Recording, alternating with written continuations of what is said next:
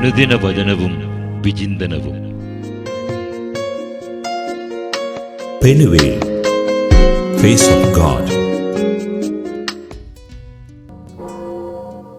പ്രിയ സഹോദരങ്ങളെ, നമ്മളേവരെയും വേദനയിലാഴ്ത്തിക്കൊണ്ട് നിത്യത പുൽകിയ പ്രിയ ഫ്രാൻസിസ് മാർപ്പാപ്പയ്ക്ക് ആദരാഞ്ജലികളും അർപ്പിച്ചുകൊണ്ട് ഇന്നത്തെ പ്രാർത്ഥന സമർപ്പിക്കുന്നു.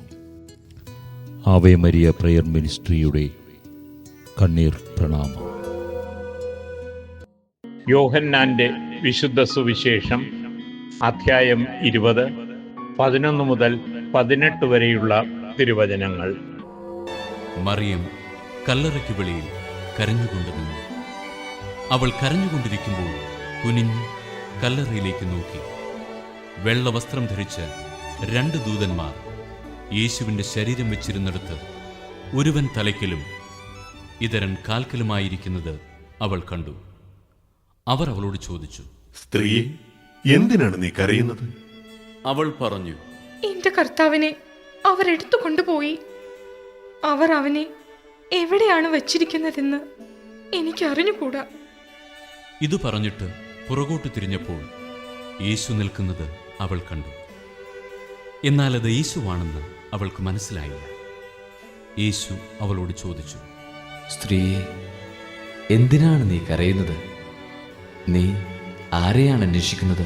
അത് തോട്ടക്കാരനാണെന്ന് വിചാരിച്ച് അവൾ പറഞ്ഞു, പ്രഭു, അങ്ങ് അവൻ എടുത്തു കൊണ്ടുപോയെങ്കിൽ എവിടെ വെച്ചു എന്ന് എന്നോട് പറയുക. ഞാൻ അവനെ എടുത്തു കൊണ്ടുപോയിക്കൊള്ളാം.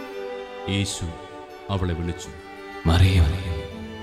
അവൾ തിരിഞ്ഞ് റബ്ബോനി എന്ന് ഹെബ്രായ ഭാഷയിൽ വിളിച്ചു. ഗുരു എന്നർത്ഥം. യേശു പറഞ്ഞു, നീ എന്നെ തടഞ്ഞു നിർത്താതിരിക്കുക.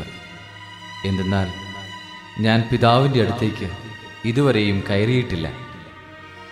നീ എൻ്റെ സഹോദരന്മാരുടെ അടുത്ത് ചെന്ന് അവരോട്, ഞാൻ എൻ്റെ പിതാവിൻ്റെയും നിങ്ങളുടെ പിതാവിൻ്റെയും എൻ്റെ ദൈവത്തിൻ്റെയും നിങ്ങളുടെ ദൈവത്തിൻ്റെയും അടുത്തേക്ക് ആരോഹണം ചെയ്യുന്നു എന്ന് പറയുക. മഗ്ദലന മറിയം ചെന്ന്, ഞാൻ കർത്താവിനെ കണ്ടുവെന്നും അവൻ ഇക്കാര്യങ്ങൾ തന്നോട് പറഞ്ഞുവെന്നും ശിഷ്യന്മാരെ അറിയിച്ചു. സുവിശേഷ വിചിന്തനം.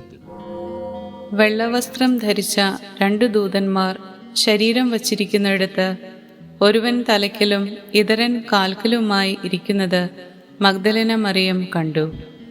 വിശുദ്ധ അഗസ്റ്റിൻ വ്യാഖ്യാനിക്കുന്നത്, ക്രിസ്തുവിൻ്റെ സുവിശേഷം ആദ്യം ശിരസിൽ തുടങ്ങി പിന്നീട് പാദം വരെയാണ് അറിയിക്കപ്പെടേണ്ടത് എന്നാണ്. വിശുദ്ധ ഗ്രിഗറിയുടെ മനോഹരമായ ചിന്തയിൽ തലയ്ക്കലിരിക്കുന്ന ദൂതൻ ആദിയിൽ വചനമുണ്ടായിരുന്നു എന്നതിനെ പ്രതിനിധീകരിക്കുന്നു. കാൽക്കലിരിക്കുന്ന ദൂതൻ വചനം മാംസമായി എന്നതിൻ്റെ സൂചനയാണ്. 2 ദൂതന്മാർ പഴയ നിയമത്തെയും പുതിയ നിയമത്തെയും പ്രതിനിധീകരിക്കുന്നു. പഴയ നിയമം തലയ്ക്കലും പുതിയ നിയമം കാൽക്കലും ഇരിക്കുന്നു. ജീവിതം മുഴുവൻ സുവിശേഷമായി തീരുവാനും അത് പ്രഘോഷിക്കുവാനും കൃപയാചിക്കാം. സുവിശേഷം അറിയിക്കുന്ന ദൂതന്മാരാക്കി തീർക്കണമേ എന്ന് നമുക്ക് പ്രാർത്ഥിക്കാം.